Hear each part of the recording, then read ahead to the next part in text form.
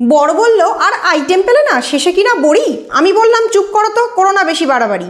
কড়াইতে সর্ষের তেল গরম করে ছেড়ে দিলাম কটা রসুনের কোয়া, তারপর ছুঁড়ে মারলাম বেশ অনেকগুলো ডুমুডুমু করে কাটা পেঁয়াজ, দিয়ে দিলাম একটুখানি গোটা জিরে, ধনে, হলুদ, দিয়ে দিলাম কতগুলো পিনাট বাদাম, তারপর দিয়ে দিলাম দুখানা কাঁচা লঙ্কা।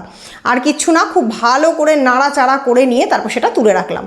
কড়াইতে আবার সর্ষের তেল গরম করে ওই বড় বড় বিউলির ডালের বড়িগুলোকে ভালো করে ভেজে ভুজে গোল্ডেন করে নিয়ে তুলে রাখলাম আলাদা একটা পাত্রে। তারপর ওই যে মশলাটা করে রেখেছিলাম সেই মশলাটা মিক্সিং জারে দিয়ে একটা পেস্ট বানিয়ে নিলাম। তারপর ভেজে রাখা বড়ির মধ্যে এই মশলাগুলো সমস্তটা দিয়ে দিলাম কাঁচা পেঁয়াজ, কাঁচা টমেটো কুচি করে রাখা, একটুখানি ধনে পাতা কুচি, দিয়ে দিলাম একটুখানি সর্ষের তেল আর একটুখানি গরম মশলা। তারপর নুন আর চিনি দিয়ে ভালো করে চটকে মোটকে মেখে নিলাম পুরো জিনিসটা। তারপর আর কি, কড়াইয়ের মধ্যে ওই টোটাল মিশ্রণটাকে দিয়ে পরিমাণ মতন জল দিয়ে ঢাকা চাপা দিয়ে বেশ খানিকক্ষণ ফুটিয়ে রান্না করলেই তৈরি হয়ে যাবে বাহারি বড়ি। দেখবেন বড়িগুলো ফুলে ফুলে একদম ডবল হয়ে গেছে।